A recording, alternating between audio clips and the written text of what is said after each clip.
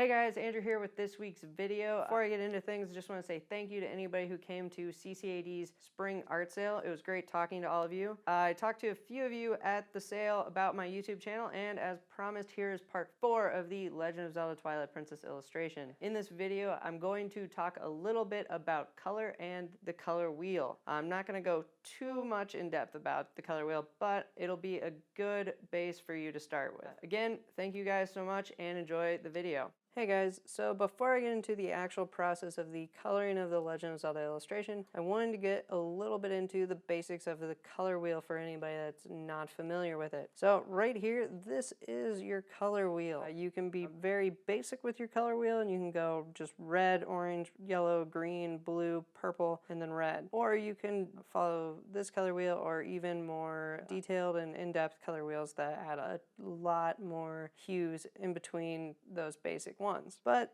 we're going to keep it with this, and I'm going to go through the 3 most important terms you need to know about the color wheel. Those are analogous, complementary, and triadic. So we're going to start with analogous. Your analogous colors are colors that are right next to each other on the color wheel. So if you're using a basic color wheel, the main general colors, you've got red, orange, and yellow. And those are all next to each other on the color wheel. Now, you can go a lot more in depth and do red and red-orange and orange-red and then orange, or you can keep it simple. It's up to you. Then we have complementary colors. Complementary colors fall directly opposite each other on the color wheel. So you have blue and orange, green and red, and you have yellow and purple. If we were to take these colors in paint and mix them together, they will create some sort of neutral brown color. But yeah, those are your complementary colors. And again, you can get much more in-depth depending on how in-depth your color wheel is and how comfortable you feel using those more in-depth colors. Your next term is triads. Triads are 3 colors that are equal distance from each other on the color wheel. So your really basic ones are red, blue, and yellow, and they're equal distance from each other. So think of thirds.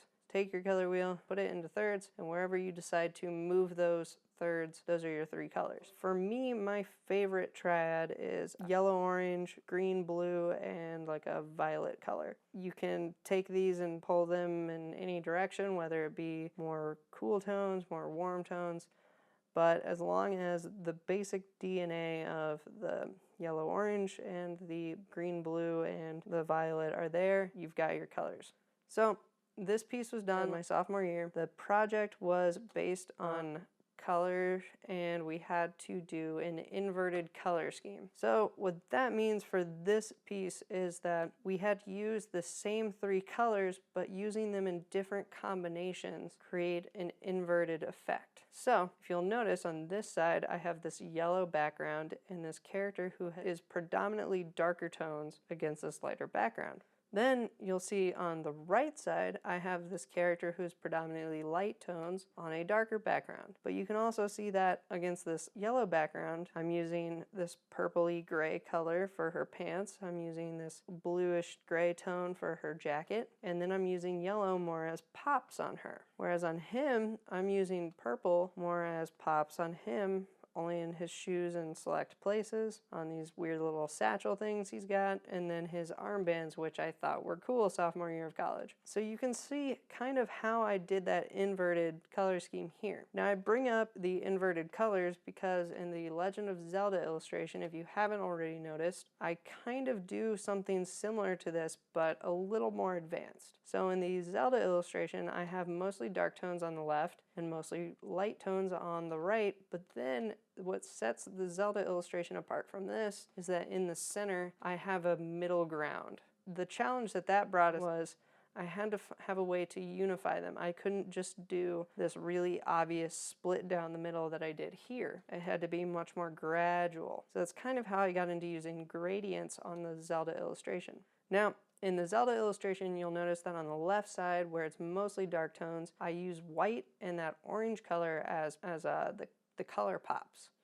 And because those are used sparingly and they contrast so much against the dark background, they make you look at certain things and they really bring your eye through the illustration. Then you'll notice on the right side of the illustration, I still use that orange tone as a pop color, but I also use dark tones to guide your eye through the right side. That is a really quick explanation of color schemes and how to use the color wheel, and I hope that helps. And now I'm going to get into the actual coloring of the Zelda illustration.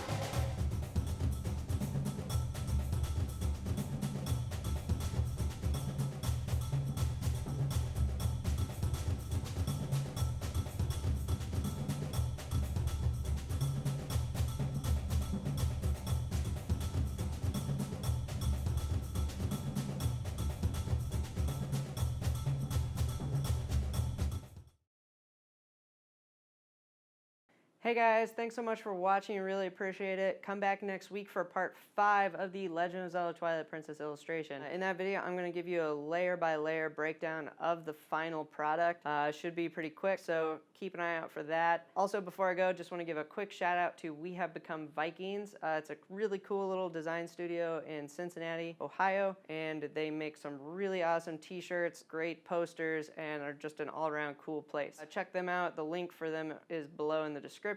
Also, I will be updating my brush and texture pack, so you guys can download 2.0 later this week, and I'll have a cool little surprise for you on my Gumroad account, so keep an eye out for those. As always, you can follow me on Instagram, Twitter, Tumblr, Behance, and you can go to my website at athompsonillustration.com. That is athompson, THOMPSON illustration.com. And if you're interested in signing up for my email newsletter, you can scroll to the bottom of my website and you can sign up there.